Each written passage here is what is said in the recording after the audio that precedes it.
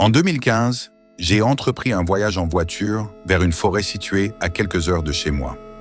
Il y avait une randonnée à faire pour atteindre une ancienne tour de guet abandonnée que j'étais impatient de découvrir.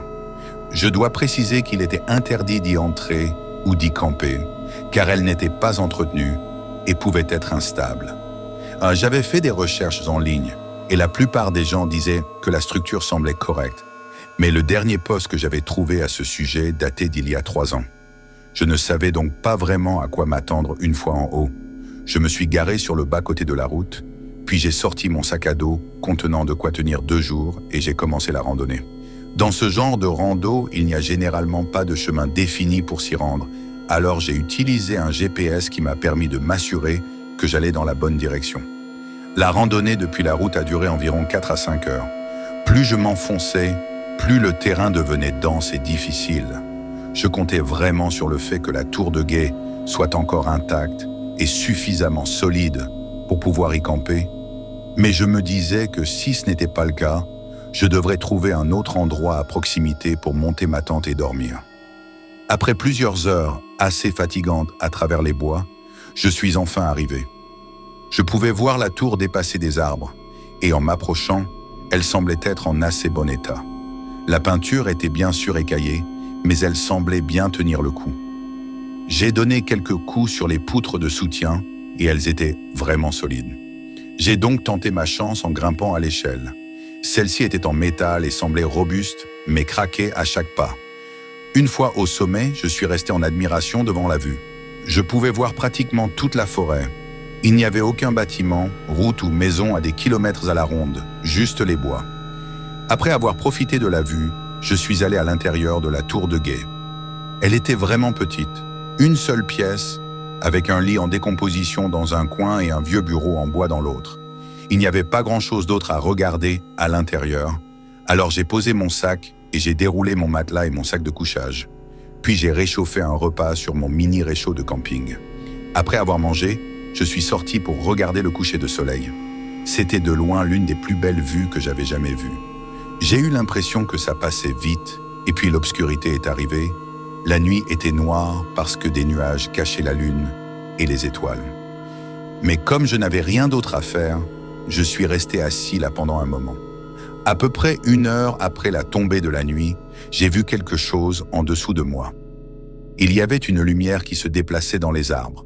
Ce qui était étrange, c'est que ce n'était pas comme une lumière artificielle. Elle avait une teinte orangée et vacillait un peu, comme le ferait un feu de camp, ce qui m'a fait penser à une torche. Elle se déplaçait entre les arbres de la forêt, pas trop loin de l'endroit où j'étais. Les chances que quelqu'un d'autre soit dehors en même temps que moi dans une partie aussi reculée des bois étaient vraiment minces. D'autant plus qu'il n'y avait même pas de sentier pour venir ici. Et puis se déplacer la nuit sans lampe de poche normale et en utilisant une torche était assez étrange. J'ai regardé la lumière se déplacer sous les arbres pendant un moment, puis elle est passée derrière quelque chose où je ne pouvais plus la voir. Pendant les 30 minutes suivantes, je ne l'ai plus revue. Je suis quand même resté, profitant du calme et de la tranquillité de la nuit. Finalement, le vent a commencé à rendre l'air un peu froid, alors je me suis levé pour jeter un dernier regard avant de rentrer à l'intérieur. Mais quand j'ai regardé en dessous, quelqu'un était là. Il se tenait entre la tour de guet et les bois, et il semblait me regarder. Peut-être que c'était la personne avec la lumière que j'avais vue plus tôt. J'ai tenté un bonsoir, je ne savais pas quoi dire d'autre. Il n'a pas bougé, ni répondu, et finalement, au bout de 15 secondes, il a levé la main, comme pour saluer ou s'excuser, puis il s'est retourné et est entré dans les bois, toujours sans lumière. Évidemment, c'était incroyablement effrayant et étrange, mais pour je ne sais quelle raison, sur le moment, j'étais sûr que ce n'était qu'un autre randonneur qui voulait certainement visiter la tour de guet. Il regardait probablement pour savoir si quelqu'un était déjà à l'intérieur. Pourquoi il a hésité à répondre et pourquoi il n'a levé la main qu'après, je ne sais pas. Je suis resté dehors un peu plus longtemps, mais n'ayant rien vu d'autre, je suis rentré et j'ai sorti mon sac de couchage pour me réchauffer. C'était un peu difficile de m'endormir à cause du vent qui sifflait et des poutres en bois qui craquaient sous moi, mais finalement, j'ai réussi à m'endormir. Je ne sais pas exactement combien de temps s'est écoulé, mais quand je me suis réveillé, le vent s'était calmé et il faisait encore très sombre dehors. J'ai ouvert les yeux en me demandant pourquoi je m'étais soudainement réveillé, et j'ai entendu un son familier, le doux grincement métallique de l'échelle à l'extérieur. Je me suis assis, pensant que je devais me tromper, mais ensuite je l'ai entendu à nouveau, encore et encore. Quelqu'un était en train de grimper à l'échelle. Je ne pouvais pas dire à quelle hauteur il était, je pouvais juste entendre les charnières en haut de l'échelle grincer à chaque pas qu'il faisait. À l'extérieur, il faisait complètement noir. J'ai dézippé mon sac de couchage, j'ai attrapé mon sac et je me suis levé, le cœur battant. Pendant le temps qu'il m'a fallu pour me lever, le grincement est devenu plus fort et plus rapide, comme si la personne se dépêchait, avant de s'arrêter soudainement, juste au moment où je suis sorti pour regarder. J'ai observé un moment, attendant un autre son, puis j'ai marché, lentement autour de la passerelle, et j'ai jeté un coup d'œil à l'échelle. Il n'y avait personne. Je me suis approché avec précaution et j'ai senti mon rythme cardiaque augmenter alors que je me penchais pour regarder en bas. Toujours personne. J'étais en état de choc, confus, effrayé et incertain de ce qui se passait. Puis j'ai entendu des pas précipités derrière moi. J'ai aperçu une silhouette sombre, courant sur le bois de la tour. Je n'ai pas hésité une seconde à me dépêcher de descendre. C'était terrifiant d'essayer de descendre l'échelle de métal glissante alors que tout mon corps tremblait à cause de l'adrénaline, avec quelqu'un qui me poursuivait juste au-dessus de moi. Je descendais et, à mi-chemin, j'ai vu une tête apparaître en haut. Je suis descendu encore plus rapide et je ne me suis arrêté que lorsque je suis arrivé loin dans les bois. Je ne sais pas pourquoi j'ai attrapé mon sac à dos quand je me suis levé pour voir ce qui se passait, mais c'était la meilleure décision que j'ai jamais prise. Peut-être même qu'elle m'a sauvé la vie. Avec ma lampe de poche et mon GPS sur moi, j'ai pu me frayer un chemin hors de là et retourner à ma voiture. Je ne pense pas avoir été suivi. Je suis parti et je ne suis jamais revenu. Je suis une femme de 24 ans du nord de l'Arizona. C'était il y a quelques années. À l'époque, je vivais dans une petite camionnette aménagée, voyageant le long de la côte ouest. J'ai toujours essayé de rester à l'écart des grandes villes et de m'en tenir aux petites villes pour le camping entre les destinations, mais la plupart du temps, j'aime camper en pleine nature.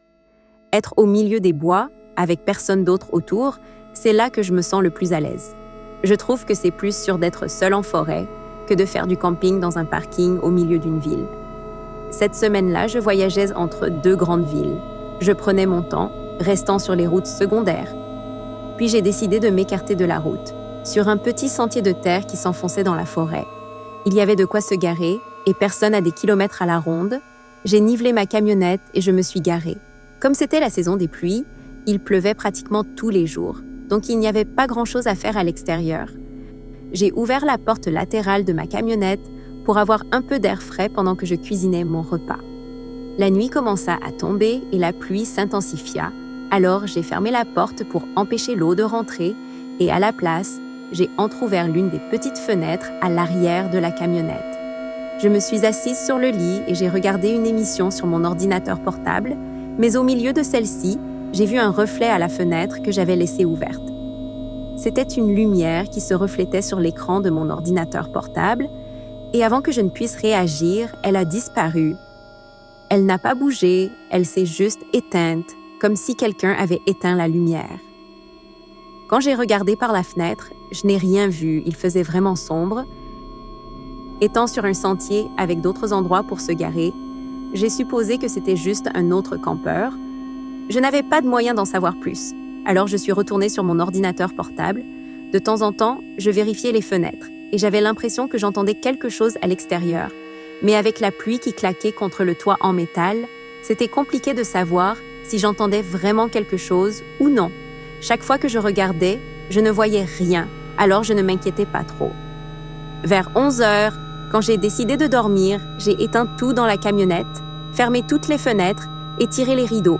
Il faisait presque complètement noir à l'intérieur. Je me suis glissée sous les couvertures et j'ai essayé de dormir. Habituellement, je n'ai pas de mal à m'endormir, mais ce soir-là, je n'y arrivais pas. La pluie s'intensifiait d'heure en heure et le tonnerre commençait à gronder. 2 heures après le début de la nuit, j'ai entendu quelque chose bouger à l'extérieur. C'était juste assez fort pour que je sache que j'avais vraiment entendu quelque chose. Ça ressemblait à quelqu'un ou quelque chose qui courait et qui renversait des choses au sol à l'extérieur de ma camionnette. Il faisait si noir que je ne pouvais même pas voir le sol sous la fenêtre. Plus je regardais dehors et plus je me sentais mal à l'aise. J'avais l'impression que quelqu'un me regardait. Je me suis assise et j'ai essayé de me dire que j'étais en train de réagir de manière excessive, mais 1 minute plus tard, j'ai entendu une voix. C'était une voix masculine, un peu comme un chuchotement fort, comme s'il parlait à quelqu'un d'autre. Je suis restée assise en silence, trop effrayée pour ouvrir les couvertures et regarder à nouveau par les fenêtres, en sachant qu'il me verrait si ce n'était pas déjà fait. Pendant quelques minutes, je n'ai rien entendu d'autre que la pluie et le tonnerre. Puis, soudainement, un bruit ressemblant au plastique venait de la porte latérale, comme si quelqu'un tentait d'ouvrir la porte. Puis, il y a eu un coup. Quelques secondes plus tard, ils ont frappé à nouveau. Même si j'étais sûre qu'ils savaient déjà que j'étais dans la camionnette, j'avais trop peur pour parler. Peut-être qu'ils n'étaient pas sûrs du nombre de personnes à l'intérieur ou si j'étais un homme ou une femme. Je me sentais plus en sécurité en restant silencieuse. Pendant plus de 10 minutes, les coups ont continué sans que personne ne dise rien. Ça m'a paru être une éternité. Les coups se sont arrêtés et ils ont finalement dit quelque chose. « Département du shérif, ouvrez !» Quoi? Je n'y ai pas cru une seconde. Si c'était vrai, pourquoi n'auraient-ils pas dit ça dès le début? Ils ont recommencé à frapper et à crier en indiquant qu'ils étaient officiers et que je devais ouvrir la porte. On aurait dit un effort désespéré pour me faire ouvrir sans violence. J'ai lentement levé le couvercle de la fenêtre et j'ai regardé dehors. Tout ce que je pouvais voir, c'était des silhouettes sombres se déplaçant près de la porte, mais d'après la forme de celle-ci, il ne semblait pas qu'ils portaient d'équipement de police. Je me suis dit que ça allait vraiment mal tourner. Je me suis demandé quoi faire dans ma tête alors que les coups à l'extérieur devenaient de plus en plus violents. Je me suis décidée à me mettre au volant et partir. Dès que j'ai allumé les feux, j'ai entendu des pas courir vers moi. J'ai commencé à rouler juste au moment où une silhouette est apparue à la fenêtre à côté de moi.